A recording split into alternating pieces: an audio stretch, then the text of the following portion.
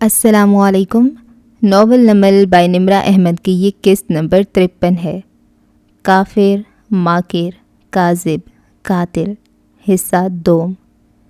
دریا کی اصل تیرتی لاشوں سے پوچھئے، ٹھہراؤ ایک چال ہے، روانی فریب ہے۔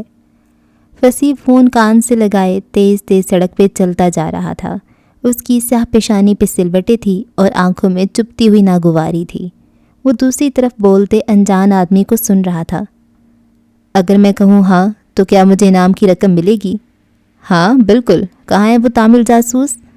وہ غیر دلچسپی سے بولا اور کار کا دروازہ کھول کر اندر بیٹھا۔ پہلے مجھے انعام کی آدھی رقم بھیجو، پھر بتاؤں گا۔ فصیح کی ناک مزید چڑھ گئی۔ دیکھو مسٹر، مجھے تامل جاسوس کی لوکیشن بتاؤ۔ اگر اسے ہم پکڑ پائے تب انعام ملے گا، ورنہ ایک دھیلا بھی نہیں ملے گا۔ وہ بلا مبالغہ کہہ رہا تھا۔ ایسے تو میں نہیں بتاؤں گا۔ بوڑھا سنہالی خفا ہو گیا۔ جہنم میں جاؤ۔ اس نے کال کاٹ کر سیٹ بیلٹ باندھتے ہوئے اگنیشن میں چابی گھمائی، پھر دوسرے سیل پہ نمبر ملا کر اسپیکر آن کیا اور کار ریورس کرنے لگا۔ بولو فصیح۔ جواہرات تلخ لگ رہی تھی۔ میم، ابھی تک ان دونوں کا پتہ نہیں چل رہا۔ دونوں کے پوسٹرز الگ الگ بنوائے ہیں، ساتھی کا تامل جاسوس کے نام سے اور خاور کا بگڑے ذہنی توازن والے لاپتہ فرد کے نام سے، مگر لوگ بوگس کالز کرتے ہیں، پھر اوور سمارٹ بن کر انعام کا ایڈوانس مانگ کر رفو چکر ہونا چاہتے ہیں۔ روز 10 جگہوں پہ ان کی اطلاع ملتی ہے، میرے بندے بھاگ کر جاتے ہیں، مگر سب فراڈ ہوتا ہے۔ مجھے اس تفصیل سے دلچسپی نہیں ہے، جب وہ مل جائیں تو جو تمہیں کرنا ہے وہ کر گزرنا۔ اور اس کا روجر میم سننے سے قبل ہی جواہرات فون رکھ چکی تھی۔ وہ اس وقت اپنے بستر میں لیٹی تھی، سادہ نائٹ شرٹ میں ملبوس، بالوں کو گول مول باندھے، لحاف لپیٹے۔ وہ سست اور بدمزہ سی لگتی تھی۔ بیڈ کی پائنیتی کی طرف سٹول پہ بیٹھی فیونا اس کے پیروں کا مساج کر رہی تھی۔ مسز کاردار، کیا میری انجیو ہمیشہ کے لیے واپس آ گئی ہے؟ دفعتاً اس نے جھکی نگاہوں کے ساتھ پوچھا۔ جواہرات نے آنکھیں کھول کر ناگواری سے اسے دیکھا۔ اپنے دماغ کو آرام دو فیونا، کون کدھر جائے گا یہ میں طے کرتی ہوں۔ اب وہ تمہاری ہیڈ ہے، اس کو عزت دو۔ پھر اپنا پیر درستی سے پیچھے کو کھینچا۔ فیونا کے ہاتھ خالی رہ گئے۔ دور ہٹو، میرا سارا موڈ خراب کر دیا۔ بات تیار کرو میرے لیے۔ چند منٹ مزید سرکے اور پھر وہ لاؤنج کی سیڑھیاں چڑھتی دکھائی دی۔ زمرد بنا آستین کے لمبا گاؤن پہنے، بال جوڑے میں باندھے، تازہ میک اپ اور زمرد جڑے آویزے پہنے، وہ تازہ دم لگ رہی تھی۔ شیرو کا کمرہ اندھیر تھا۔ وہ اسٹڈی کی طرف چلتی آئی۔ اندر بتیاں جلی تھیں اور سامنے کمپیوٹر ٹیبل پہ ہاشم چند کتابیں کھولے بیٹھا کام کرتا نظر آ رہا تھا۔ شرٹ کی آستین کونیوں تک موڑے، وہ کتاب میں سے کچھ پڑھ کر نوٹ پیڈ پہ لکھتا جا رہا تھا۔ وہ اس کے قریب آئی، اس کے کندھے پہ نرمی سے ایک ہاتھ رکھا اور دوسرا اس کے میز پہ رکھے وہیں کھڑی ہو گئی۔ جی ممی، وہ سر اٹھائے بنا منہمک سا بولا۔ تمہارے اطمینان پہ حیرت ہے مجھے۔ تمہارا بھائی اس لڑکی کو لے آیا جس سے مجھے نفرت ہے، اس کو کمپنی کا 1/4 حصہ دے ڈالا، اس کو اپارٹمنٹ لے کر دے رکھا ہے اور 2 دن سے وہ اسی شہر میں رہ رہی ہے، مگر تم کچھ نہیں کر رہی۔ میں موو آن کر چکا ہوں ممی۔ وہ اب لیپ ٹاپ پہ کچھ ٹائپ کرنے لگا تھا۔ جواہرات کا دماغ گھوم گیا۔ ہاشم، اس لڑکی سے مجھے چھٹکارا کون دلا کر دے گا؟ اس لڑکی کا نام علیشا ہے اور وہ فیملی ہے ممی۔ ہاشم؟ ممی۔ اس نے اینک اتار کر رکھی اور سنجیدگی سے اسے دیکھا۔ اس کی سیاہ آنکھیں، چہرے کے نقوش، سب جواہرات کی کاپی تھے اور ان میں بھی اتنا ہی غصہ تھا۔ میں اس کی فیس دے رہا تھا۔ وہ 1 سیمسٹر ختم کر کے پڑھائی چھوڑ چکی ہے۔ وہ ٹک کر کچھ بھی نہیں کر سکتی۔ میری اتنے سالوں کی فیس بچ گئی۔ اس کے بدلے شیرو نے اسے چند شیئرز دے دیے ہیں، اور اچھا مجھے بھی نہیں لگا، مگر میں کیا کروں، وہ دونوں میرے اپنے ہیں۔ رہنے دیں اسے ادھر، کچھ دن بعد خود ہی اکتا کر چلی جائے گی۔ آپ کو کیا کہہ رہی ہے؟ وہ واپس کتاب کی طرف متوجہ ہو گیا۔ جواہرات اس کے کندھے سے ہاتھ ہٹا چکی تھی اور اب افسوس سے اسے دیکھ رہی تھی۔ ایک وقت تھا جب اس کے شہر میں ہونے کی اطلاع نہ دینے پہ تم مجھ سے گاڑی میں بیٹھے معاذرت کرتے رہے تھے، مگر ہاشم پہ کوئی اثر نہیں ہوا۔ وہ وقت میں گزار چکا، اب موو آن کر جائے ممی۔ اب میں ایک اچھا آدمی بن کر زندگی گزارنا چاہتا ہوں۔ جواہرات غصے سے مڑی اور پیر پٹکتی وہاں سے چلی گئی۔ سیڑھیاں اترتے ہوئے وہ بڑبڑا رہی تھی۔ ان 2 بیٹوں کے لیے اتنے سال قربانیاں دیں، کیا کیا نہیں کیا، مگر اب یہ دونوں اپنی زندگی میں آگے بڑھ چکے ہیں تو ٹھیک ہے، رکوں گی میں بھی نہیں۔ پرس سے سیل نکالتی وہ ہارون کا نمبر ڈائل کرنے لگی تھی۔ بولے تو صحیح، جھوٹ ہی بولے وہ بلا سے، ظالم کا لب و لہجہ دل آویز بہت ہے۔ کولمبو میں اس اپارٹمنٹ بلڈنگ کے باہر 18ویں کا چاند پوری آب و تاب سے چمک رہا تھا، اور اندر سیڑھیوں پہ کھڑا فارس دیوانہ وار بار بار اسے کال ملا رہا تھا۔ اس کے چہرے پر پریشانی اور ماتھے پہ پسینہ تھا۔ زمر کال اٹھاؤ، پلیز کال اٹھاؤ۔ وہ موبائل کان سے لگائے بڑبڑا رہا تھا، مگر دوسری طرف وہ فون آف کر چکی تھی۔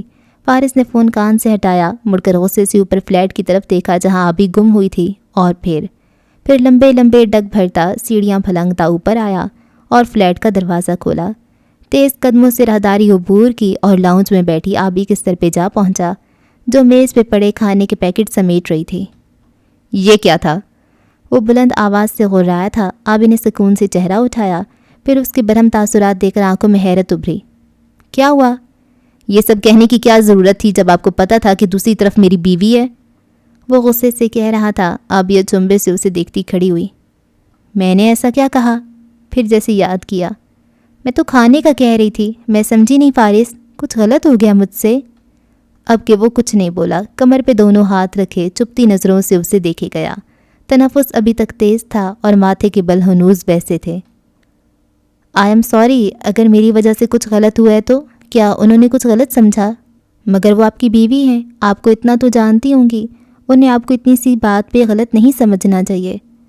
وہ تعجب سے کہہ رہی تھی، پھر فکر مند تاثرات چہرے پہ سجائے آگے کو ہوئی۔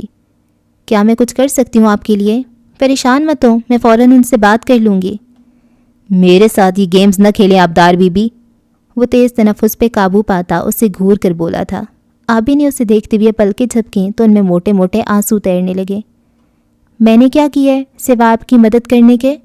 وہ بے بسی سے بولی تھی تو فارس نے گہری سانس لی اور سر جھٹکتے ہوئے صوفے کی طرف بڑھ گیا۔ اچھا روئے نہیں، میں سب ٹھیک کر لوں گا۔ وہ صوفے کے کنارے بیٹھا اور چہرہ دونوں ہاتھوں میں گرائے کچھ سوچنے لگا۔ آبدار نے انگلی کی نوک سے آنکھ کا کنارہ پہنچا، پھر سامنے آ کھڑی ہوئی۔ میں نے شام سے کچھ نہیں کھایا، یہ کھانا بھی ٹھنڈا ہو گیا ہے۔ فارس نے چہرہ اٹھا کر اسے تکان سے دیکھا۔ اچھا سوری، مجھے آپ پہ غصہ نہیں کرنا چاہیے تھا۔ آبدار کا چہرہ کھل اٹھا، وہ نم آنکھیں رگڑتی سامنے والے صوفے کے کنارے پہ جا بیٹھی۔ مجھے کھانا کھانا ہے، وہ اب بھی منہ بسورے ہوئے تھی۔ چلیں، وہ اٹھ کھڑا ہوا، باہر چل کر کھانا کھاتے ہیں، اس ٹینشن زدہ ماحول سے تو نکلیں۔ تلخی کو پی کر وہ زخمی سا مسکرایا تو بالآخر وہ مسکرا دی اور کھانے کے پیکٹ سمیٹنے لگی۔ یہ راستے میں کسی کو دے دیں گے؟ فارس نے رک کر اپنی شرٹ کو دیکھا۔ میں کپڑے بدل لوں، اور اندر کمرے کی طرف چلا گیا۔ آبی نے مسکراتے ہوئے سارے پیکٹ سمیٹے، پھر موبائل پہ قریبی ریسٹورانٹ سرچ کرنے لگی۔ ساحل کنارے ایک خوبصورت ریسٹورانٹ میں بکنگ کروائی اور پھر مسکراتے ہوئے فون بند کر کے سوچنے لگی۔ گھڑی کی سوئیاں ٹک ٹک کرتی رہیں، وقت سے رکھتا رہا۔ جب 15 منٹ گزر گئے تو آبدار قدرے چونکی۔ فارس ابھی تک نہیں آیا تھا۔ وہ اٹھی اور اس کے کمرے کے باہر جا کر آواز دی۔ ایک آواز، 2 آوازیں، جواب ندارد۔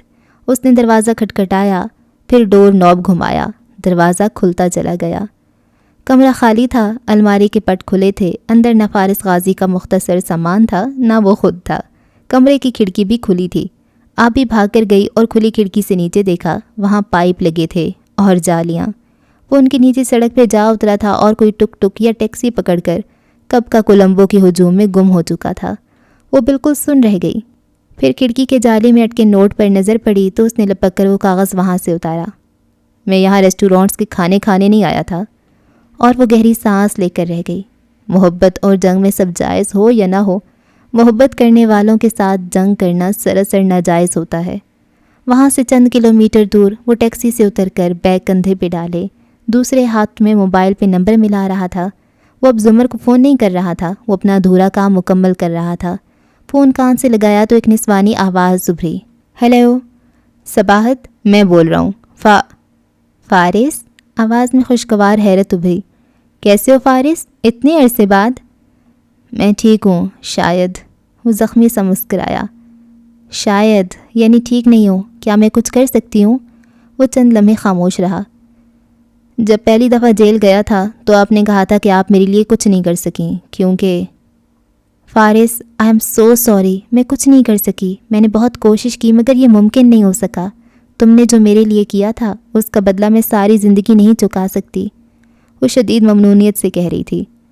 تم نے اپنی نوکری خطرے میں ڈال کر مجھے میرے اریسٹ وارنٹ کا بتایا تھا. تم کتنے سال سے ان میں پوسٹڈ رہے میری وجہ سے. اور میں یہ نہیں کہہ رہا. اس نے نرمی سے بات کاٹی.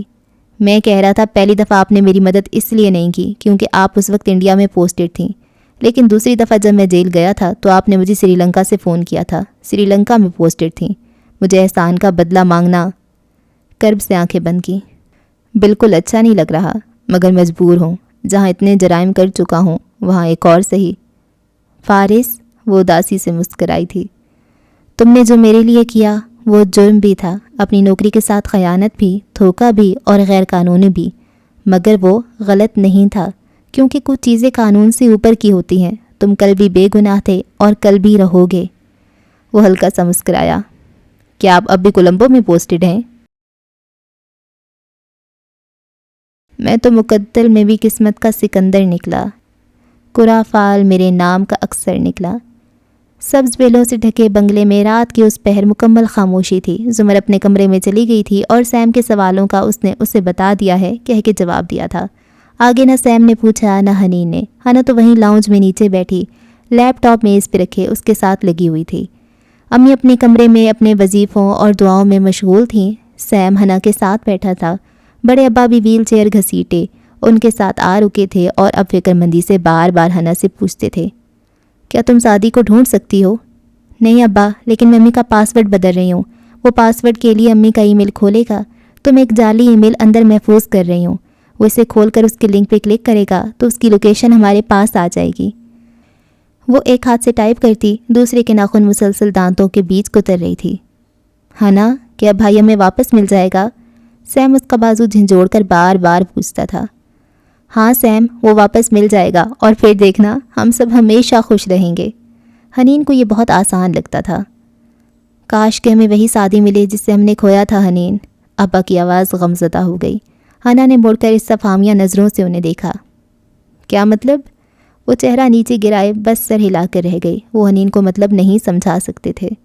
وہ سر جھٹک کر واپس اسکرین کی طرف متوجہ ہوئی اور پھر کچھ سوچ کر اس نے سیب سعدی یوسف پیج کھولا. اس کے ایڈمن میں سامنے احمد شفیع لکھا آ رہا تھا. حنین نے پیج کو پیغام لکھا. ایڈمن، میں سعدی کی بہن ہوں، پلیز مجھے اس پیج کا ایڈمن بنا دیں. تم اس کی ایڈمن کیوں بننا چاہتی ہو؟ سیم نے اچھمبے سے اسے دیکھا. سیم، ہمارے فونز اور لینڈ لائن وہ لوگ ٹریس کر رہے ہوں گے. کیا پتہ ہمارے فیس بک اکاؤنٹس بھی دیکھ رہے ہوں. ہم کوئی بھی ایسی بات نہیں لکھ سکتے جو بھائی کے لیے خطرہ بن جائے. لیکن سیب سعدی یوسف والا پیج بھائی بھی دیکھتا ہوگا.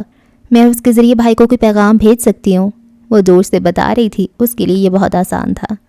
ان سے ذرا فاصلے میں کمرے کے بند دروازے کے پیچھے جھانکو تو زمر اندھیرا کیے صوفے پہ بیٹھی تھی. اس کی خشک آنکھیں چھت پہ جمی تھیں اور چہرے پہ ویرانی تھی. ہاتھ میں پکڑا وہ موٹا بھدا فون آف تھا. جانے کتنے لمحے سر کے، کتنی رات گہری ہوئی جب اس نے وہ فون آن کرتے ہوئے گردن سیدھی کی اور پھر اس میں سے واحد نمبر ملایا اور اسے کان سے لگایا.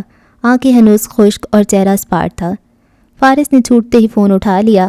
وہ اس وقت ایک زبوں حال سے علاقے میں سڑک کنارے چل رہا تھا. ہاتھ میں پرچی تھی جس پہ لکھا پتہ وہ تلاش کر رہا تھا.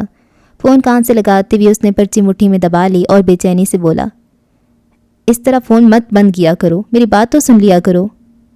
تم ہمیشہ مجھے مختلف روپ میں ملتے ہو. زمر مجھے میری بات پوری کرنے دو. وہ صوفے پہ پیر اوپر کر کے بیٹھی, سر جھکائے, انگلیاں مروڑتی کہہ رہی تھی. پہلے تم میرے ایک بھولے بسرے رشتہ دار تھے, پھر اسٹوڈنٹ بن گئے, پھر ایک ایسے اسٹوڈنٹ رہ گئے جو وقت پڑھنے پہ مجھے فیورز دے دیا کرتا تھا. پھر تو میرے سامنے قاتل کی حیثیت سے آئے جس نے اپنی بیوی کو مارا, اپنے بھائی کو مارا اور مجھے بھی مارنے کی کوشش کی.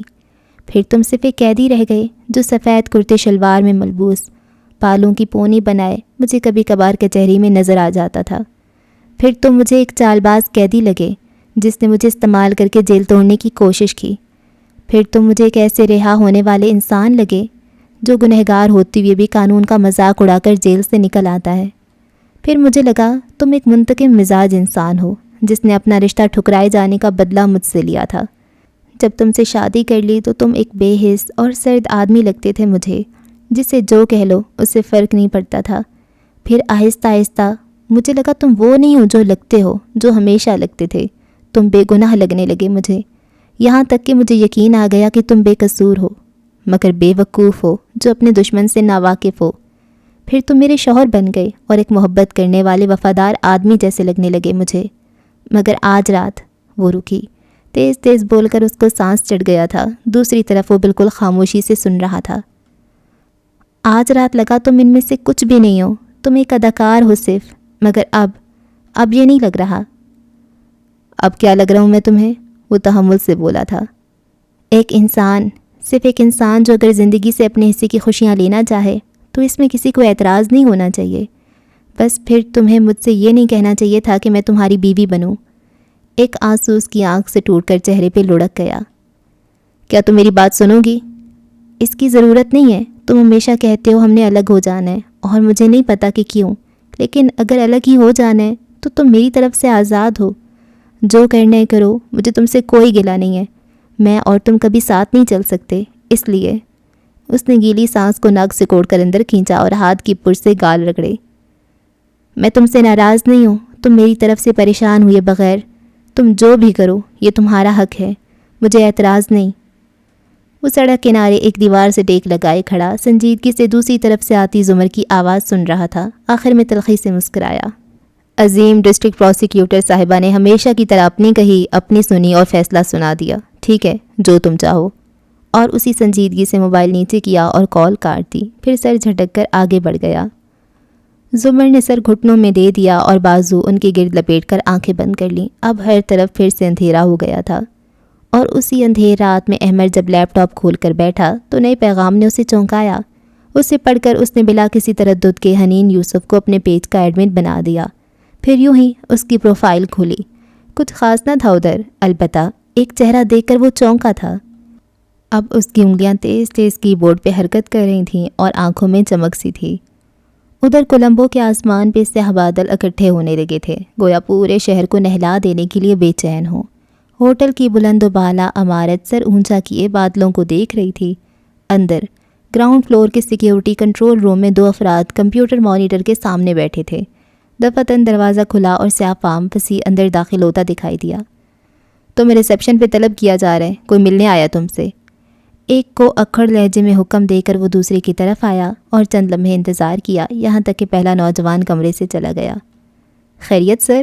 دوسرے آفیسر نے کرسی اس کی طرف گھمائے فکر مندی سے اسے دیکھا۔ فصیح نے جواباً اپنے اسمارٹ فون کی اسکرین اس کے سامنے کی۔ مجھے شام میں ایک کال آئی تھی پوسٹر والے لڑکے کے لیے۔ اس بات پہ آفیسر نے اکتا کر سر جھٹکا۔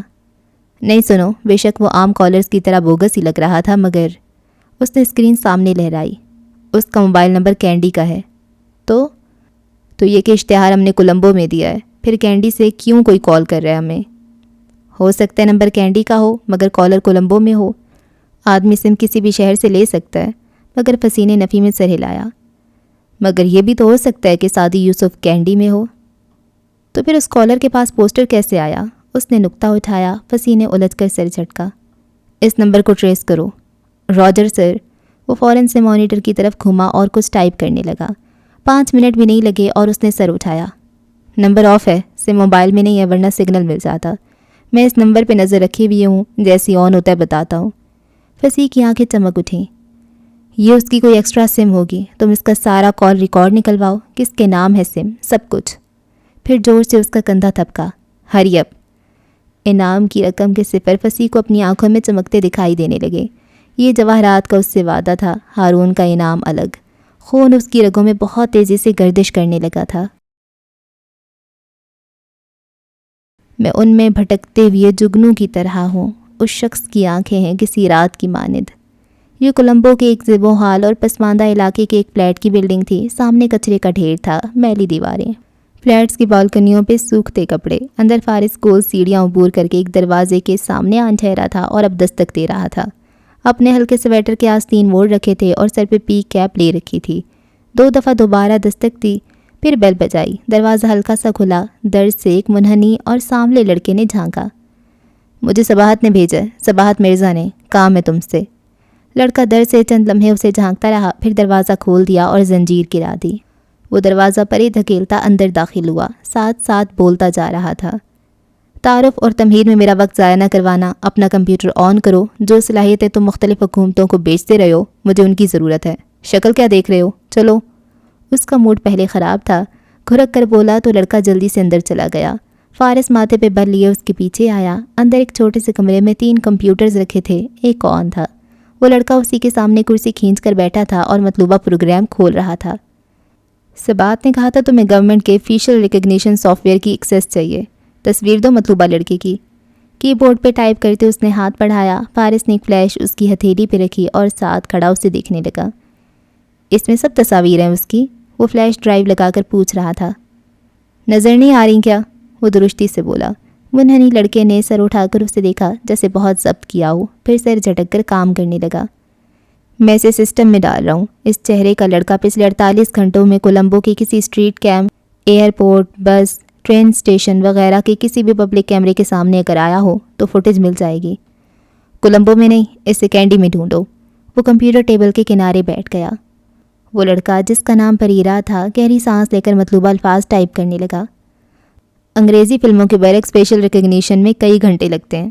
تھوڑی دیر بعد پریرا جمائی روکتے بازوؤں کا تکیہ بنا کر پیچھے کو ٹیک لگاتے ہوئے بولا تھا، اگر وہ نظر آیا تو اسکرین پہ سگنل بچ جائے گا، تم دیکھتے رہو، میں تب تک کھانا کھا لوں۔ کہہ کر وہ اٹھنے لگا تو میز کے کونے پہ بیٹھے فارس نے اپنا پیر لمبا کر کے راستے میں رکھ دیا۔ پریرا نے چونک کر اسے دیکھا۔ فارس نے جیب سے پستول نکال کر میز پہ رکھا، پھر دوسری جیب سے نسبتاً چھوٹا پستول نکال کر اس کے ساتھ ڈالا، پھر سخت نظروں سے اسے دیکھتے ہوئے ابرو سے واپس بیٹھنے کا اشارہ کیا۔ جب تک وہ مل نہیں جاتا تم کہیں نہیں جا رہے، واپس بیٹھو۔ لڑکے نے ایک نظر اسے دیکھا، دوسری بے بس نظر ان 2 پستولوں پہ ڈالی، پھر گہری سانس لے کر واپس بیٹھ گیا۔ پروگرام کے مسلسل چلنے کی آوازیں سنائی دے رہی تھیں۔ دونوں کی نظریں اسکرین پہ جمی تھیں۔ رات دھیرے دھیرے کٹنے لگی۔ میری زندگی کے چراغ کا یہ مزاج کوئی نیا نہیں، ابھی روشنی، ابھی تیرگی، نہ جلا ہوا نہ بجھا ہوا۔ اگلی صبح دھوپ چھاؤں کا سا موسم اسلام آباد کو اپنی لپیٹ میں لیے ہوئے تھا۔ اس پرشکوہ عمارت کے بالائی فلور پہ وہ ایک کشادہ سا آفس تھا۔ بلائنڈز کھلے تھے اور سنہری روشنی آدھے آفس کو روشن کر رہی تھی۔ مرکزی کرسی پہ نوشرواں ٹیک لگائے بیٹھا ایک کرسٹل بال کو ہاتھ میں گھما رہا تھا۔ سامنے کھڑکی کے آگے علیشا کھڑی تھی، سیاہ بالوں کو اونچی پونی میں باندھے۔ اس کی بے حد گوری جلد اور سرمئی آنکھیں دھوپ کی حدت سے چمک رہی تھیں۔ دفتن اس نے چہرہ موڑ کر چبھتی ہوئی نگاہوں سے شیرو کو دیکھا۔ اب کیا ہوگا؟ کیا انہیں؟ تم یہاں کام کرو گی، آرام سے رہو گی۔ علیشا کاردار کی آنکھوں میں خفگی اتری۔ تم نے مجھے یہ کہہ کر بلایا تھا کہ مجھے میرے باپ کی جائیداد سے حصہ دو گے۔ دے تو رہا ہوں۔ وہ حیران ہوا اور قدرے ناراض بھی۔ میں نے کیا کرنا ہے اس کمپنی کا؟ میں سوچ رہی ہوں ان شیئرز کو بیچ دوں۔ نوشرواں کے ماتھے پہ بل پڑے۔ اور ان کے بدلے رقم لے کر واپس چلی جاؤ۔ ہاں نوشرواں، میں اس رقم سے نئی زندگی شروع کر سکتی ہوں۔ نوشرواں ناگواری سے بھی کچھ کہتا مگر دروازہ دستک کے ساتھ کھلا تو چوکھٹ میں زمر کھڑی نظر آئی۔ سیاہ کوٹ اور سفید لباس میں ملبوس، گھنگریالے بال آدھے باندھے، وہ مسکرا رہی تھی، بالکل پرسکون، پر اعتماد اور اپنی ناک کی نت کی طرح تازہ دمکتی ہوئی۔ رات والے واقعے کا شائبہ تک چہرے پہ نہ ملتا تھا۔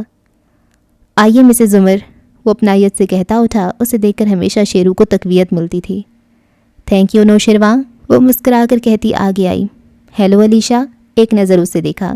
وہ بس صبح بخیر کہہ کر رہ گئی، البتہ سینے پہ لپیٹے بازو کھول کر پہلو میں گرا دیے۔ وہ جو پہلے بے نیاز سی کھڑی تھی اب الرٹ سی ہو گئی تھی۔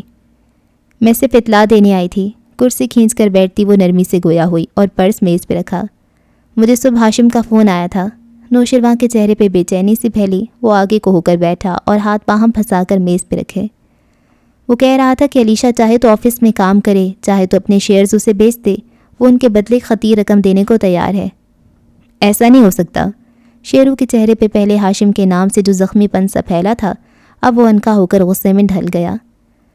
مگر یہ اچھا سودا ہوگا، علیشا قدرے امید سے کہتی آگے آئی۔ شیرو نے بے بسی بھرے غصے سے اسے دیکھا۔ میں نے تمہیں شیئرز اس لیے نہیں دیے تھے کہ تم انہیں ہاشم بھائی کو بیچ کر انہیں 50% کا مالک بنا دو اور میں بالکل معذور ہو جاؤں۔ اب وہ میرے شیئرز ہیں، اگر تمہیں میرا خیال ہے تو، وہ بھی تیزی سے کہنے لگی۔ مگر زمر نے میز کو انگلی کے ناخن سے زور سے کھٹکھٹایا۔ 1 منٹ۔ آفس میں خاموشی چھا گئی، پھر زمر نے نرمی سے اسے پکارا۔ نوشرواں، کیا آپ کو میرے اوپر اعتماد ہے یا نہیں؟ مسز زمر، اگر یہ دونوں مل گئے تو میں ان کا محکوم بن جاؤں گا۔ اور نوشرواں، آپ کو میرے اوپر اعتماد ہے یا نہیں؟ وہ اب سنجیدگی سے بولی تو وہ ذرا چپ ہوا۔ مجھے ہے، مگر تو فکر کیسی؟ میں آپ کی وکیل ہوں، آپ کے مسئلے حل کرنا میرا مسئلہ ہے۔ کچھ بھی ایسا نہیں ہوگا جو آپ نہیں چاہیں گے۔ نوشروان نے ناخوشی سے سر کو خم دیا، مگر وہ آرام دہ نہیں لگ رہا تھا۔ زمر نے اب سرد نظروں سے علیشا کو دیکھا جو بے چین نظر آ رہی تھی۔ مس علیشا کاردار، آپ نے اس روز 2 کاغذات پہ دستخط کیے تھے، وہ دوسرا کاغذ جانتی ہیں کیا تھا؟ آپ نے کہا تھا وہ میرے حقوق کی حفاظت کرنے کے لیے ہے تاکہ کوئی مجھ سے زبردستی شیئرز نہ چھین لے۔ میں نے جھوٹ بولا تھا، زمر نے شانے اچکائے۔ اس کاغذ کی روح سے آپ نوشروان کاردار کے علاوہ کسی بورڈ ممبر کو وہ شیئرز نہیں بیچ سکتی، اور نوشروان کو بھی آپ ان کی مرضی کی قیمت پہ بیچیں گی۔ آپ اپنی مرضی سے وہ شیئرز نہیں فروخت کر سکتی۔ نوشروان نے چونک کر زمر کو دیکھا، خود علیشا بھی متحیر کھڑی رہ گئی۔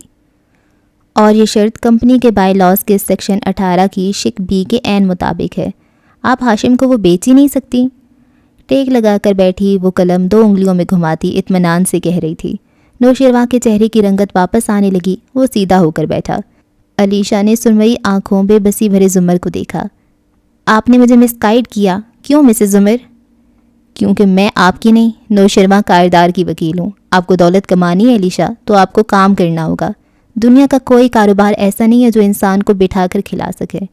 آپ نوشروان کا گفٹ یوں اڑا نہیں سکتی۔ پھر چہرہ گھما کر نوشروان کو دیکھا۔ چونکہ ہاشم نے علیشا کو کام کرنے کی اجازت دے دی ہے تو آپ اپنے بھائی سے صلح کر لیں، وہ آپ سے سب سے زیادہ مخلص اور وفادار ہے۔ نوشروان پہلے سے بہتر نظر آنے لگا تھا، گردن دوبارہ اکڑ گئی تھی۔ میں اس بارے میں بات نہیں کرنا چاہتا۔ وہ چھڑی ڈال کر پانی کی گہرائی دیکھ چکی تھی، سو علیشا سے مخاطب ہوئی۔ نوشروان کے ساتھ کام کریں اور کمپنی کو ترقی دلائیں، یہ اس احسان کا بدلہ ہوگا جو اس نے آپ پہ کیا ہے۔ مگر اس فیری ٹیل نصیحت سے وہ دونوں بیزار تھے۔ مخالف سمتوں میں رخ کیے، وہ ذہن میں اپنے تحفظ اور اپنی بقا کے تانے بانے بن رہے تھے۔ وہ جانے لگی تو علیشا کسی خیال سے جاگی۔ مسز زمر، کیا میں حنین سے مل سکتی ہوں؟ نہیں، وہ یک لفظی جواب دے کر دروازے کی طرف بڑھ گئی۔ علیشا چپ رہ گئی، وہ مسلسل اضطرابی انداز میں انگلیاں مروڑ رہی تھی۔ کوئی تجھ سا بھی کاش تجھ کو ملے، بد دعا ہم کو انتقام سے ہے۔ کولمبو پر سورج نے سنہری شربت انڈیل دیا تھا، سارا شہر سونے میں نہا گیا تھا۔ فصیح نے اپنے فلیٹ سے نکلتے وقت فون کان سے لگائے فکر مندی سے پوچھا، اس کینڈے والی شخص کا فون آن ہوا یا نہیں؟ میں تمہاری طرف آ رہا ہوں، تم اس نمبر کو نظر میں رکھنا۔ اور پھر فون بند کر کے کار کی طرف بڑھ گیا۔ کینڈی کے پہاڑوں کے بیچ سڑک کنارے بنی کافی شاپ کے اندر کا ماحول نرم گرم سا تھا۔ کچن میں سادی ایپرن پہنے کھڑا برتن ترتیب سے رکھ رہا تھا۔ اس نے اپنی ٹرک کو مزید سحر انگیز بنانے کے لیے خاص برتن بھی منگوائے تھے۔ خود باہر جانے کی غلطی وہ نہیں کر رہا تھا، اگر وہ کسی اسٹریٹ کیمپ کی زد میں آ گیا تو وہ لوگ اسے ڈھونڈ لیں گے، وہ جانتا تھا۔ کام ختم کر کے وہ کونے میں آیا اور کامنی کا لیپ ٹاپ کھولا اور اسٹول پہ بیٹھ گیا۔ کی بورڈ پہ دونوں ہاتھ رکھے وہ Facebook account log in کرنے لگا۔ پھر آنکھیں حیرت سے سکڑیں، پاس ورڈ نہیں لگ رہا تھا۔ اس کے ذہن میں کلک سا ہوا، پھرتی سے اس نے فیس بک بند کیا اور کمپیوٹر آف کر دیا۔ اسے مزید امی کے اکاؤنٹ کو نہیں کھولنا تھا، کسی کو پتہ چل گیا تھا کہ وہ اکاؤنٹ کھول رہا ہے، اور یقیناً اس کے لیے کوئی جال بچھا کر رکھا ہوگا۔ ہو سکتا ہے وہ حنین ہو، مگر وہ خطرہ نہیں لے سکتا تھا۔ واپس کولمبو میں آؤ تو کمپیوٹر اسکرین کے سامنے بیٹھے کھٹا کھٹ ٹائپ کرتے ہوئے شخص نے نفی میں سر ہلایا۔ وہ نمبر ابھی تک آن نہیں ہوا۔ وہ چیئر کے پیچھے آ کھڑا ہوا اور سوچتی نظروں سے اسکرین کو دیکھا۔ کیا آپ نمبر کو ٹریس نہیں کیا جا سکتا؟ نہیں، جب تک وہ نمبر آن نہیں ہوگا ہم اس کو ٹریس نہیں کر سکتے۔ اب مڑ کر سوالیہ نظروں سے اس کا چہرہ دیکھا، وہ کچھ سوچ رہا تھا۔ وہ کینڈی میں ہے، مجھے اس کا یقین ہے۔ ایسا کرو، اس نمبر کو بھی چھوڑو، تم ایک کام اور کرو۔ وہ آگے پیچھے ٹہلتے ہوئے سوچ رہا تھا۔ کیا کروں؟ اتنے بڑے کینڈی میں ایک شخص کو ڈھونڈنا ناممکن ہے۔ ڈارک نیٹ پہ اس کا پوسٹر دیکھا ہے نا تم نے؟ اس پہ موجود انعامی رقم کا نصف دوں گا اگر ہم نے اسے پکڑ لیا تو۔ مجھے یقین نہیں ہے تم اس کو ڈھونڈ کر اسے گولی مار دو گے، مجھے معلوم ہے۔ کمپیوٹر اسکرین کی طرف واپس گھومتے اس نے خفگی سے کہا تھا۔ اب بتاؤ کیسے ڈھونڈیں گے ہم اسے؟ وہ سوچتے ہوئے بولنے لگا۔ وہ کہیں کسی محفوظ جگہ پناہ لیے ہوئے ہے، وہ خود کو محفوظ سمجھتا ہے ادھر، اس لیے باہر نہیں نکل رہا۔ ہم اسے باہر نکالیں گے۔ مگر کیسے؟ اس نے چونک کر مڑ کر دیکھا۔ میرے اور تمہارے برعکس وہ ایک اچھا انسان ہے، رحم دل اور مہربان۔ ہم اس کی رحم دلی کو اس کے خلاف استعمال کریں گے۔ اگر وہ کچھ ایسا سنے جو اس کے مہربان دل کو دہلا دے تو وہ باہر نکل آئے گا اور میں اسے جا لوں گا۔ یعنی کہ ہم اس کے لیے جال بچھائیں؟ گڈ، لیکن ایسا کیا ہو سکتا ہے جسے سن کر وہ نکل آئے؟ اور مڑ کر دوبارہ اسکرین کو مایوسی سے دیکھا۔ وہ نمبر ابھی تک آن نہیں ہوا۔ دھیمی دھیمی چال سے ہم کو راہ گزر طے کرنی ہے، ناز تھا جن کو تیز روی پہ منزل تک وہ آئے کم۔ زمر گھر میں داخل ہوئی، چیزیں حسینہ کو پکڑائیں، اس کو مارکیٹ سے چند ادویات لانے کے لیے بھیجا اور خود ڈائننگ ہال میں چلی آئی۔ ہنا کرسی پہ پیر اوپر کیے بیٹھی تھی، چائے کے 2 خالی مگ ساتھ رکھے تھے اور وہ لیپ ٹاپ پہ نظریں جمائی بیٹھی تھی۔ بھائی نے ایک دفعہ فیس بک کھولا، پاسورڈ بدلا ہوا دیکھ کر ای میل نہیں کھولی، وہ جیسے پیچھے ہٹ گیا ہے۔ وہ نم آنکھوں سے اسکرین کو دیکھتی کہہ رہی تھی۔ سیم بھی رات والے کپڑوں اور بکھرے بالوں کے ساتھ قریب بیٹھا تھا، چہرے پہ مایوسی تھی۔ سیم اٹھو، امی اور بڑے ابا کو بلاؤ۔ کیوں پھپھو؟ سیم نے اچنبے سے اسے دیکھا۔ کیونکہ ہمیں ایک فیملی میٹنگ کرنی ہے اسامہ یوسف، تحکم سے کہہ کر وہ سربراہی کرسی کے پیچھے آ کھڑی ہوئی۔ اسامہ ڈھیلا سا اٹھ گیا، ہنا اسی طرح دل محسوس کر بیٹھی رہی۔ ابھی دوپہر نہیں ہوئی تھی، سو ندرت گھر پہ ہی تھیں۔ وہ آئیں اور فکر مندی سے باری باری ان سب کے چہرے دیکھتے پہلی کرسی پہ بیٹھیں۔ سیم ابا کی ویل چیئر بھی دھکیلتا لے آیا، پھر سلائڈنگ ڈور بند کر دیا۔ مجھے آپ سب سے بات کرنی ہے، وہ کرسی کی پشت پہ دونوں ہتھیلیاں جمائے کہہ رہی تھی۔ سب اسے ہی دیکھ رہے تھے سوائے حنین کے۔ زمر آگے آئی، لیپ ٹاپ کے پاور بٹن پہ انگلی رکھ کر اسے دبایا، اسکرین آف ہو گئی۔ ہنا نے ہڑبڑا کر اسے دیکھا۔ زمر، میں بھائی کے لاگ ان کا انتظار۔ میں نے کہا ہم ایک فیملی میٹنگ کرنے جا رہے ہیں تو تمہیں متوجہ ہونا چاہیے۔ اگر تمہارا بھائی رابطہ نہیں کر رہا تو اس کی کوئی وجہ ہوگی۔ وہ ڈپٹ کر بولی تو حنین بے دلی سے سیدھی ہو کر بیٹھی۔ کل رات آپ سب نے مجھے الزام دیا۔ نہیں بھابھی، میری بات سنیں، یہ معاملے میں آپ لوگوں سے بہتر ڈیل کر سکتی ہوں، اور چاہے آپ مجھ سے بڑے ہوں، آپ کو ان معاملات میں میری بات ماننی ہوگی۔ ندرت کو لب کھولنے سے پہلے اس نے خاموش کرا دیا۔ فارس اور میں نے یہ سب چھپایا اس لیے نہیں کہ ہمیں راز رکھنے کا شوق ہے، بلکہ اس طرح کے خطرناک راز بم کی طرح ہوتے ہیں۔ انہیں ہم اپنوں کے ہاتھوں میں اس لیے نہیں دیتے کہ ان کی ذرا سی لاپرواہی ہی ان پر کوئی ٹریجڈی نہ لے آئے۔ مگر اب آپ لوگ جانے گئے ہیں تو سنیں۔ باری باری سب کی طرف نظریں گھماتی وہ 2 ٹوک انداز میں کہہ رہی تھی، اور سب دھیان سے اسے سن رہے تھے۔ کاردار عزت دار لوگ ہیں، وہ کرپٹ ہیں، سب جانتے ہیں، مگر وہ قاتل ہیں یہ کوئی نہیں جانتا۔ ہم جانتے ہیں، مگر وہ نہیں جانتے کہ ہم جانتے ہیں۔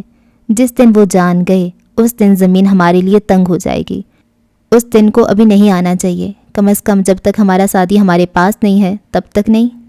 اس لیے آپ سب دوبارہ ان الفاظ کو نہیں دہرائیں گے۔ اس کا لہجہ اب بھی بے لچک تھا۔ کوئی اب اس بات کا ذکر نہیں کرے گا کاردارز کیا کر چکے ہیں، آپ جیسے جانتے ہی نہیں۔ وہ لوگ ہمارے فونز ٹیپ کر رہے ہوں گے، ہماری کال سن رہے ہوں گے، کوئی بھی فون یا ایسے بھی کسی سے اس بات کا ذکر نہیں کرے گا، بلکہ ہر کال میں آپ یوں مایوسی کا اظہار کریں گے کہ جیسے ابھی تک شادی کے بارے میں بے خبر ہیں۔ ابھی جنگ کا وقت نہیں آیا، ابھی ہم نے خود کو نارمل ظاہر کرنا ہے۔ اسامہ، تم کل سے اسکول جاؤ گے بلا ناغہ، اور بھابھی آپ 1 گھنٹے کے لیے بھی ریسٹورانٹ سے غائب نہیں ہوں گی، کیونکہ ہماری ہر نقل و حرکت پہ وہ لوگ نظر رکھے ہوئے ہوں گے۔ ہمیں ان کو شک کا موقع نہیں دینا، ہمیں ان کو اپنی طرف سے پرسکون رکھنا ہے۔ سب نارمل ایکٹ کریں گے۔ بالآخر خاموش ہو کر اس نے سامنے بیٹھے حاضرین کو دیکھا۔ سب متفق تھے یا غیر متفق، سب بات مان چکے تھے، صرف ندرت کے لبوں سے نکلا، اور سعدی، اس کا کیا؟ ان کی آواز تک کام گئی۔ زمر نے میز سے اپنے پرس اور سیل فون اٹھاتے ہوئے بے نیازی سے جواب دیا، فارس سنبھال لے گا، اور دروازے کی طرف بڑھ گئی۔ شاید وفا کے کھیل سے اکتا گیا تھا وہ، منزل کے پاس آ کے جو رستہ بدل گیا۔ صبح ابھی پوری طرح دوپہر میں نہیں ڈھلی تھی، مگر فاطمہ اختر کا آفس سورج کی کرنوں سے مکمل طور پہ روشن تھا۔ وہ فائل ریک کے سامنے کھڑی سوچ کر ایک ایک فولڈر نکالتی، پھر نفی میں سر ہلا کر واپس رکھتی۔ دفتن دستک پہ مڑی، چوکھٹ میں احمر کھڑا تھا، فینسی شرٹ اور کوٹ میں ملبوس۔ وہ ہمیشہ کی طرح مسکرا رہا تھا۔ فاطمہ نے بھی مسکراتی ہوئے اسے اندر آنے کا اشارہ کیا۔ اور صبح سویرے جناب احمد شفیع نے مجھے یہ اعزاز کیوں کر بخشا؟ وہ اپنی سیٹ پہ تھکن سے گرتے ہوئے بولی۔ احمد تیزی سے آگے آیا اور کرسی کھینچ کر بیٹھا۔ مجھے معلوم ہے میں آج کل کسی کو وقت نہیں دے پا رہا، میری جاب بہت ٹف ہوتی جا رہی ہے۔ تم کرنل خاور سے بہتر غلام بننے کی کوشش کر رہے ہو، مگر وہ بیسٹ تھا۔ احمد کے چہرے پہ سایہ سے لہرایا، مگر پھر سر جھٹک کر آگے کو ہوا۔ میں نے تمہیں حنین یوسف کو ریسرچ کرنے کے لیے کہا تھا۔ وہ کلین ہے احمد، میں نے بہت ڈھونڈا، مجھے کچھ نہیں ملا۔ فاطمہ نے شانے اچکائے۔ کوئی بھی کلین نہیں ہوتا فاطمہ۔ وہ زخمی سا مسکرایا، پھر اپنا ٹیب اس کے سامنے رکھا۔ کل رات اس نے مجھے میسج کیا کہ میں اسے سیف سعدی یوسف کا ایڈمن بنا دوں، تو بنا دو، اس کے بھائی کے نام کا پیج ہے وہ۔ بات یہ نہیں ہے، وہ دبے دبے جوش سے بول رہا تھا۔ بات یہ ہے کہ میں نے پہلی دفعہ اس کی فیس بک پروفائل دیکھی ہے۔ میں کب کی دیکھ چکی ہوں، اس میں کچھ نہیں ہے۔ وہ بیزار آ گئی تھی۔ اس میں واقعی کچھ نہیں ہے، مگر اس میں کوئی ہے، کہہ کر اس نے اسکرین فاطمہ کے سامنے کھڑی کی۔ وہ چھمبے سے آگے ہوئی۔ یہ ایک لڑکی ہے حمیرہ نام کی، اس نے اپنے باپ کی پکچر کو پروفائل پکچر کے طور پہ لگا رکھا ہے۔ FYI یہ آدمی ایک بورڈ کا OCP تھا اور اس کو جسٹس سکندر نے قتل کر دیا تھا۔ اسی ویڈیو کو سعدی اور میں نے استعمال کیا تھا۔ فارس کا نام نہیں لے سکا، چپ ہو گیا۔ اوکے تو یہ کہ اس کی بیٹی اور حنین یوسف فرینڈز تھیں۔ سعدی نے مجھے کہا تھا وہ ندامت لے کر OCP کے گھر گیا تھا جب اس کو وہ پین کیمرہ ملا۔ وہ گلٹی تھا، مگر کیوں؟ وہ تو کبھی OCP سے نہیں ملا تھا، پہلی دفعہ ان کے گھر گیا تھا۔ جب یہ بات میں نے غازی اور مسز عمر کو بتائی تو وہ چھوٹی لڑکی بھی ساتھ بیٹھی تھی اور اس کی شکل عجیب سی ہو رہی تھی۔ اس نے کچھ ایسا کیا تھا جس پہ سعدی گلٹی تھا۔ فاطمہ بلاخر دلچسپی سے آگے کو ہوئی۔ مگر کیا؟ یہی جاننے کے لیے میں نے اس لڑکی کا اکاؤنٹ ہیک کیا۔ حنین کا؟ نہیں، وہ خطرناک ہے۔ میں نے اس حمیرہ کا اکاؤنٹ ہیک کیا اور حنین سے اس کی گفتگو پڑھی، 2 سال پرانی گفتگو، اور جانتی ہو مجھے اس سے کیا ملا؟ کیا؟ فاطمہ سانس رو کے سن رہی تھی۔ OCP کی بڑی بیٹی کی ویڈیو کسی کے پاس تھی، انہوں نے حنین سے مدد مانگی۔ حنین نے کہا کہ انکل خود آ کر مجھ سے کہیں، پھر گفتگو سے لگتا ہے کہ کام ہو گیا۔ چند ماہ بعد حنین نے اس سے اس کے ابو کا نمبر مانگا اور کہا کہ وہ ان سے بات کرنا چاہتی ہے۔ اس کے بعد حنین نے اس کو کوئی میسج نہیں کیا، سارے میسج اسی لڑکی کے ہیں۔ وہ گلہ کر رہی ہے کہ حنین ابو کی وفات پہ نہیں آئی، نہ تعزیت کا فون کیا۔ حنین نے جواب نہیں دیا، وہ گلٹی تھی۔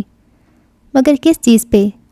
یہی میں نے سوچا، جس دن اس OCP کو فون کیا گیا ہوگا اسی دن اس کی موت ہوئی۔ حنین موت کی اصل وجہ سے واقف نہیں تھی، اس نے سمجھا کہ اس کی وجہ سے ہوا ہے یہ۔ تمہیں کیسے پتا یہ اس کی وجہ سے ہوا ہے؟ کیونکہ فاطمہ اس دن اس کا بورڈ کا رزلٹ آؤٹ ہوا تھا۔ حنین مجھ سے کس بات پہ چڑتی تھی؟ جب میں نے اس سے اس کے رزلٹ کا پوچھا، میں نے کہا تھا آپ نے نقل مار کر تو ٹاپ نہیں کیا تھا کیا؟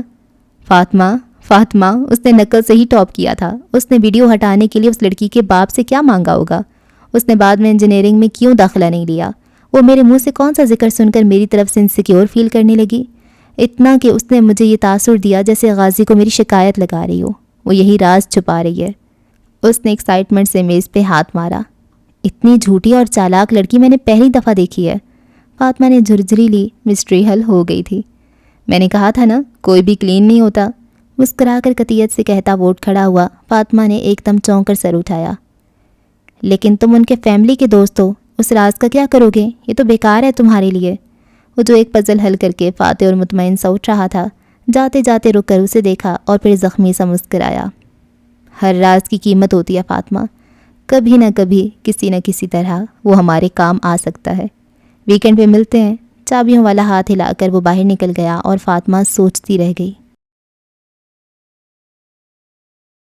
راہ وفا میں ہر سو کانٹے، دھوپ زیادہ سائے کم، لیکن اس پر چلنے والے خوشی رہے پچھتائے کم۔ سعدی یوسف کو اس کافی شاپ میں کام کرتے 4تھا روز ہونے کو آیا تھا۔ بوڑھے سنہالی روپا سنگھی نے ابھی تک اپنا نمبر آن نہیں کیا تھا۔ وہ کچھ دن میں کولمبو جا کر خود سے اس معاملے کی تحقیق کرنے کا ارادہ رکھتا تھا۔ کامنی سعدی کے کام سے خوش تھی اور 4 دن میں اس نے دیکھا تھا 4-5 لوگ پلٹ کر آئے تھے اور اپنے ساتھ مزید مہمان بھی لائے تھے۔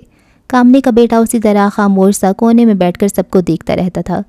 اس صبح سعدی کچن میں کھڑا برتن ڈش واشر میں سیٹ کر رہا تھا جب اسے کامنی کی آواز سنائی دی۔ یہ تو مونچو جتنا ہے۔ سعدی ہاتھ پہنچتا باہر آیا تو دیکھا وہ گردن اونچی کیے ایک ہاتھ کمر پہ رکھے کھڑی افسردگی سے ٹی وی دیکھ رہی تھی۔ کیا ہوا؟ کینڈی میں بم بلاسٹ ہوا ہے، کامنی نے مڑے بغیر کہا۔ سعدی کی نظریں ٹی وی تک گئیں۔ تم نے نہیں دیکھا؟ صبح سے یہ خبر چینل پہ چل رہی ہے۔ غیر مصدقہ اطلاع ہے کہ ایک عورت جاں بحق ہو گئی ہے اور اس کا بچہ زخمی ہے۔ ہسپتال والے اس کا علاج نہیں کر رہے کیونکہ وہ غیر قانونی ہے۔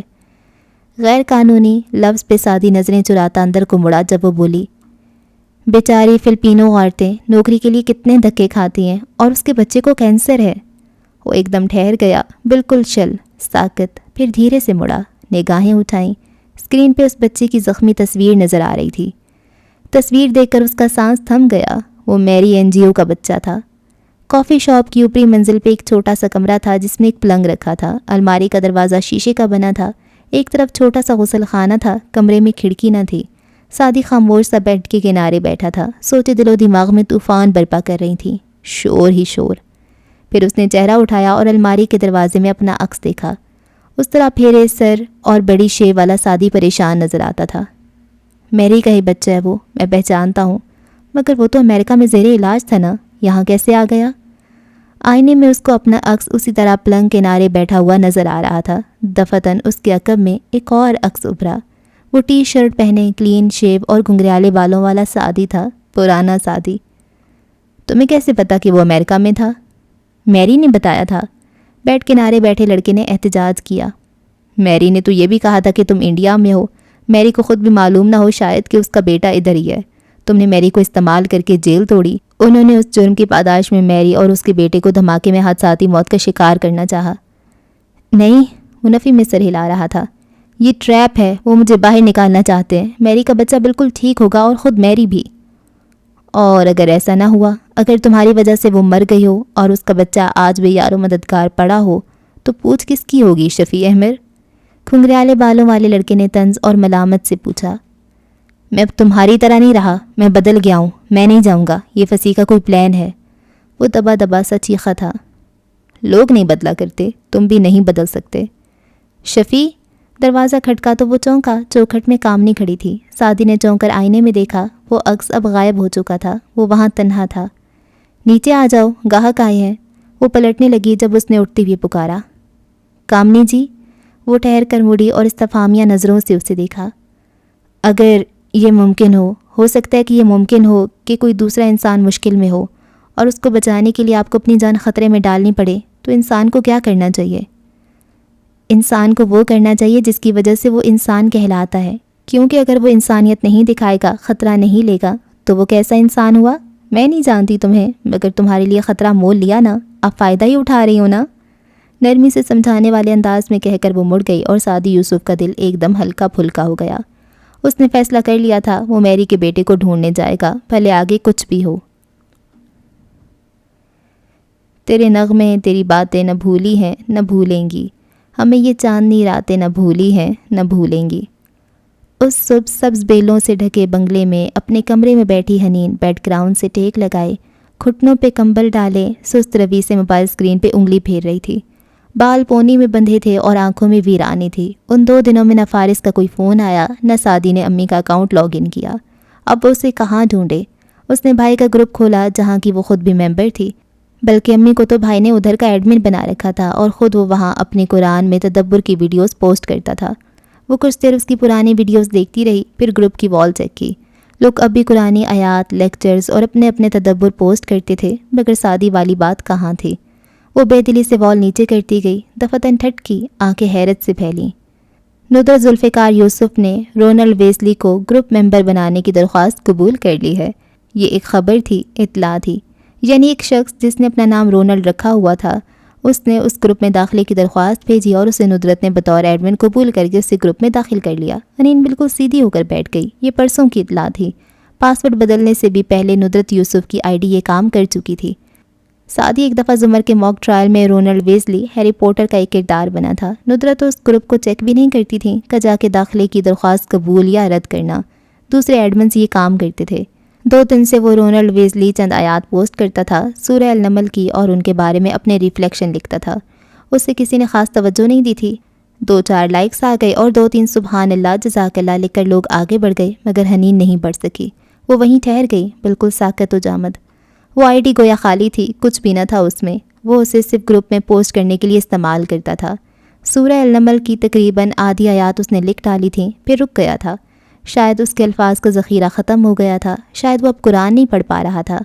وہ اس کا ایک ایک انداز پہچانتی تھی، وہ اس کا بھائی تھا۔ ہنی نے نم آنکھوں کے ساتھ اسکرین کو چھوا۔ اس نے پروفائل پکچر میں گلاب کا پھول لگا رکھا تھا جس کا سرخ خون بہہ رہا تھا۔ انسان جس بھی حالت میں ہو، قید ہو یا آزاد ہو، وہ اپنی عادتیں نہیں چھوڑ سکتا تھا۔ وہ بھی خود کو بیان کرنے کے انوکھے طریقے نہیں چھوڑ سکا تھا۔ سرخ خون گراتا گلاب، اس ایک تصویر نے ہر شے کی عکاسی کر دی تھی۔ ایک دم اسکرین پہ ایک نمبر جلنے بجھنے لگا۔ میمونہ کی کال آ رہی تھی۔ ہنی نے آنکھیں صاف کر کے فون کان سے لگایا۔ وہ اس کی نگہبان تھی۔ اس کو وہ روز رپورٹ کرتی تھی کہ آج اس نے کتنی نمازیں پڑھیں، اور ماہ کامل کی صبح سے اس کی تعداد 5 ہی ہوتی تھی، کل کی بھی 5 تھیں۔ اس نے بہت ادب سے پچھلے دن کی رپورٹ پیش کی۔ اللہ تمہیں اپنی نماز کی حفاظت کرنے والی اور ان پہ دوام اختیار کرنے والی بنائے، آمین۔ میمونہ نے فوراً سے دعا دی، پھر پوچھنے لگی، اور تم اپنا قرآن کس وقت دہراتی ہو؟ جی، وہ بالکل دم بخود رہ گئی، پھر خشک لبوں پہ زبان پھیری۔ میں حافظ قرآن نہیں ہوں، صرف چند سپارے کیے تھے۔ حنین، ہر مسلمان حافظ قرآن ہوتا ہے اگر اس نے ایک آیت بھی حفظ کر رکھی ہو، چاہے صرف سورہ فاتحہ، چاہے آخری چند صورتیں، کچھ بھی اگر اس نے یاد کیا ہے کبھی تو وہ اسے ساری زندگی نبھانا پڑے گا۔ تم نبھا رہی ہو؟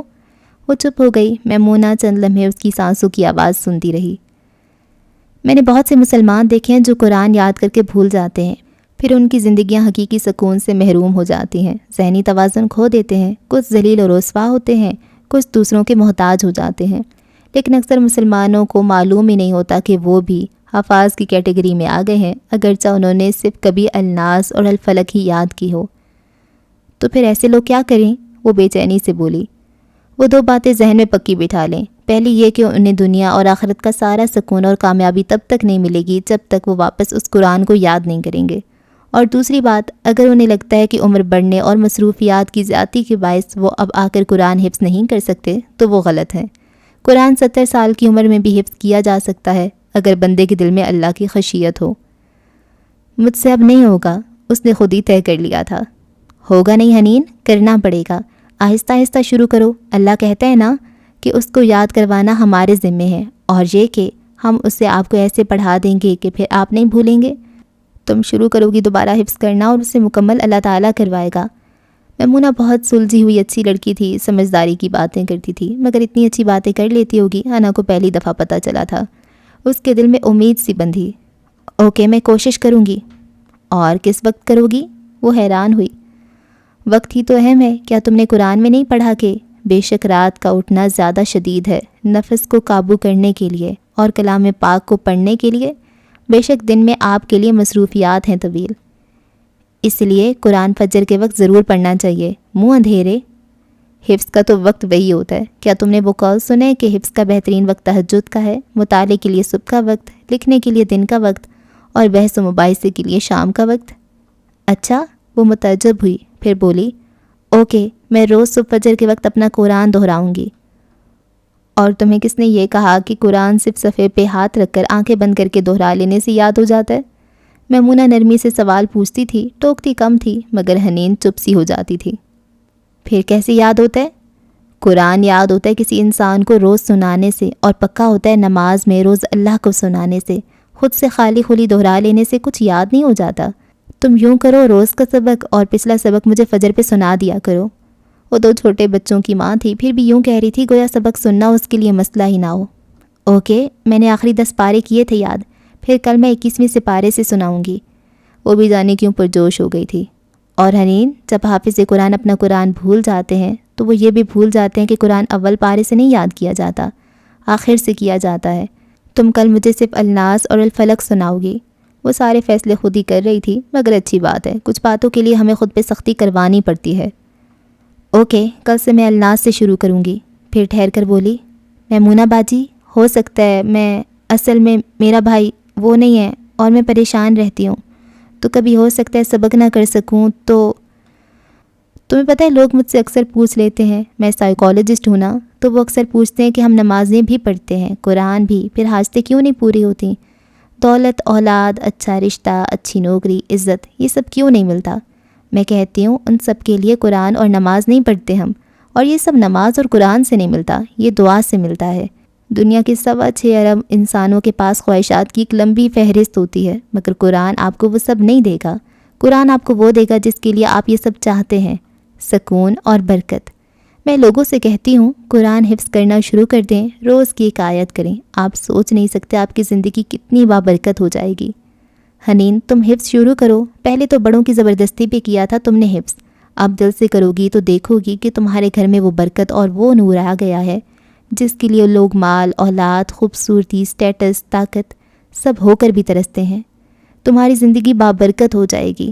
تم آنکھیں بند کر کے میری بات پہ یقین کر لو، میں تجربے سے کہہ رہی ہوں۔ اچھا، وہ اداسی سے مسکرائی، یعنی اب میں پریشان نہیں ہوا کروں گی؟ ہوگی بھی تو قرآن تمہیں دلاسا دے دے گا۔ اور یہ تسلی حنین کے لیے کافی تھی۔ ان گزرے 4 دنوں میں پہلی دفعہ وہ خود کو پرسکون محسوس کرنے لگی تھی۔ اوکے جی، اس ایپیسوڈ کو یہاں پہ ختم کرتے ہیں. اور یہ کیا ہو رہا ہے یار، یہ کیا ہو کیا رہا ہے؟ سعدی کیا کر رہا ہے؟ سعدی کیوں جا رہا ہے؟ سعدی کا اپنا دماغ اب کیوں نہیں کام کر رہا؟ وہ کیوں جا رہا ہے میری کے بچے کو بچانے کے لیے؟ وہ یہ بھی تو سوچے کہ میری کا بچہ ایک تو امریکہ میں تھا، دوسرا یہ تھا کہ وہ کینڈی میں ہی کیوں اس کو مارا گیا ہے، کیونکہ ان کو پتہ ہے تم یہاں پر ہو، وہ تمہیں باہر نکالنا چاہتے ہیں. بے وقوف انسان، کیا کہہ رہے ہو تم؟ اور وہ میجر کی شکر ہے انہوں نے بات پہ پہلے تو یقین نہیں کیا، لیکن وہ بھی اب اس کا پیچھا کر رہے ہیں. اللہ اللہ. اور فارس کو وہ مل نہیں رہا کیونکہ وہ باہر نہیں نکل رہا، اپنا مکھڑا نہیں دکھا رہا سعدی کیمرہ کو، اور وہ حنین سے بھی بات نہیں کر رہا کہ اسے لگ رہا ہے کہ یہ ان کا جال ہو سکتا ہے. جو ان کا جال ہے اس کو وہ نہیں سمجھ رہا، اور جو اس کی فیملی اسے کانٹیکٹ کرنے کے لیے کر رہی ہے وہ اس کو لگ رہا ہے کہ جال ہوگا. بیچارہ ڈرا ہوا ہے نا، وہ اسے سمجھ ہی نہیں آ رہی اب. ہائے اللہ. اور کیا ہوا ہے؟ اور ہاں، ابدار کو وہ چھوڑ گیا. بڑا اچھا کیا. ابدار بڑی اپنی طرف سے چلاکیاں کر رہی تھی. میں نے کھانا نہیں کھایا، میں کھانا ٹھنڈا ہو گیا ہے. میں نے کیا کیا ہے؟ تمہاری بیوی سے میں بات کر لوں گی. اب سکون آیا ہے؟ اتنا آسان نہیں ہوتا. میرڈ بندوں کے ساتھ عشق معاشقے نہیں کرنے چاہیے.